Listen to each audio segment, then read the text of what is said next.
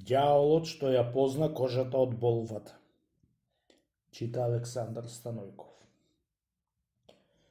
Еден цар беше затворил една болва во едно големо шише и беше ја ранил многу години. Пораснала болвата колку едно големо теле и беше ја заклал царот и кожата му ја одрал, те ја наполнил со слама и ја обесил на портата. Распратил абери по сета негова држава, за кој ќе ја познаи тодоштојет ќе му ја дајал ќерка си за невеста. Кога чуе луѓето за таа работа, од сите страни беа се натрчале за да ја познаат кожата од болвата. Секој што ќе ја видел не било чар да ја познаел. Еден велел ето од биолче, друг велел од теле, друг водно биолче, друго кому како ќе му текнело. И така, никој не можел да ја погоди кожата од оштоет и да ја земи тубаата царска ќерка за невеста. Од кога не могол никој човек да ја погоди, излегол еден ѓавол од море и се препрел на човек, дошол кај царо и му ја погодил кожата и била од болва и му ја зел ќерка му од царот за невеста, чунки царот зборот назад не си го земал. Сториле свадбата у царот и си ја зел ѓаволот царската ќерка да си ојд на својот вилајт. Излегол царот со голема тебабија со сурли и тапани за да го испрати зета си и ќерка си. Одејќи ѓаволот со царја ќерка рака за рака, кога дошле покрај море, ѓаволот беше си ја свлекол по него в море царја ќерка и Кара Каиш, невиден бист, беше се сторил од пред луѓето. Бре, што би, како би? Беше се стапкал в гради царо, напуштил пловци в море да ја бараат ќерка му, барале, нигде не ја нашли. Се вратил назад, уплакан, ужален. Боже, чуј брани. Заповедал по целото царство. Никој навечер видело да не пали, никој свадба да не пред, никој песна да не запеит. Телјали викале кај Алана, тешко наалот негов, на тој што ќе преступит тие царски заповеди. Си била една баба во царскиот град и си имала 6 синови. Сите 6 биле многу мриветли и секој имал по едно јунасто што никој друг човек не го имал тој јунасто.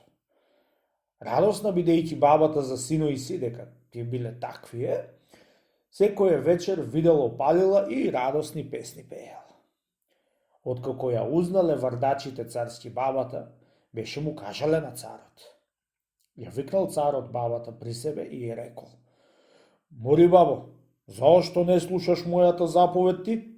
Лели знаеш оти ќерка ми ја зеде еден човек морски и ја внесе в море?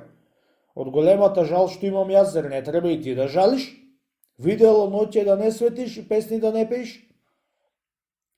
Честити царе, при живота твоја и од 6 ми синови, што ми се јунаци над јунаци и да пеам и видело да светам, право имам, рекла бабата. Ами што едност имаат, мори бабо, твоите синови? Ја рекол царот, што толку и валиш? Ја кажи ми да чујам. Да ти кажам, честити царе, му рекла бабата. Првиот ми син може со едно шмркнување сето море да го испие. Вториот ми син може 10 мина да крени на рамо и да бега со нив како некој елен треќак. Третиот ми син може со тупаница да удрит на земја и кула да направит. Четвртиот ми син може да погоди со стрела више небо. Петиот ми син може со едно дувнување умрен човек да оживит. И шестиот ми син може да клаи туото на земја и да наслуша се што се зборува по земјата. Тамам, бабо, е рекол царот. Ами јас такви барам. Брго речи му нека дојдат еден час до мене да ми свршат една работа, да после чирак ќе исторам за уште послободно да бидиш и поеќе да пееш ти. Му се поклонила бабата на царот и отишла кај синови си, та и викнала при него. Дошле кај царот 6 браќа и му се поклониле. Слушајте вамо вие 6 браќа, му рекол царот. Јас сум чул, оти вие имате таквие јунаства, што никој друг човек и немат на веков. Со тоа ваше јунаство, Вие ќе можете да ми ја изваите ќерка ми од море и да ми ја донесите дома. Ве уверувам, оти на постариот брат ќе ви ја давам за невеста и сите чирак ќе ве сторам. Кога беа чуле тие збори од царот, шестемина браќа беа отишле крај море и беше клал уото тој што наслушуваше наземи да чуе кај ќе биде цареа ќерка. Од која изслушал Арно, разбрал на кој крај во морето беше била цареа ќерка со ѓаволот. Шмркни го, брате Морево, му рекол тој што слушуваше наземи, оти овде е цареа ќерка. Се навидел шмркни море и го шмркнал морето. Кога гледа, цареа ќерка беше седела и си плакала, а ѓаволот беше и легнал на колено да спиет. Слегле при неа и ја грабнал тој што носеше 10 души нарамо, ја качил на себе. Му клале на ѓаволот една жаба в уста за да крекат и да го разбудит. Се качија 5 браќа на тој што носеше 10 и трештил како некој елен по планина да бегат. Скракала жабата од ѓаволо и се разбудил. Кога гледат, морето шмркнато, цареа ќерка избегала. Од лутина уште троа како ѓавол ќе пукнеш. Беше си затрил очите од сонот и беше се ополил и напред и назад и догледал шестемина со цареа ќерка вкачени на едниот брат кај бегале. Се пуштил ѓаволо по нив и беше и привтасал. Пушти го, бре брате, морето, му рекле 5 браќа на тој што го беше шмркнал морето, за да може ѓаволот да не вади. Тој пуштил морето, шмркни море и се сторило езеро. Летнал ѓаволот преку езерото и пак и привтасал.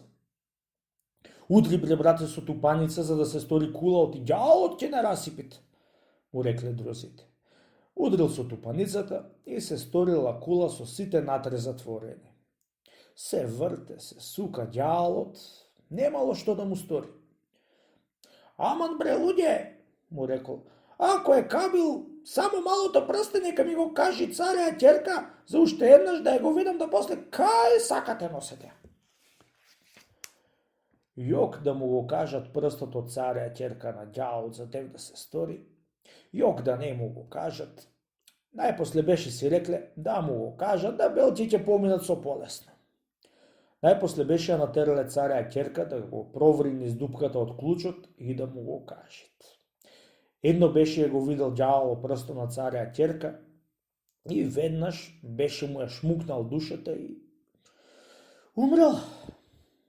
Трештил да бега ѓаволот и тој со стрелата што знаеше да гаѓа беше го устрелил ѓаволот и го убил.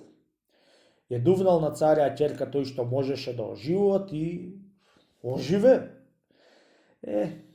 Му ја однеле кај царот и веднаш му ја венча царот за постариот брат, а друзите истори чирак како што беше му се таксал царот.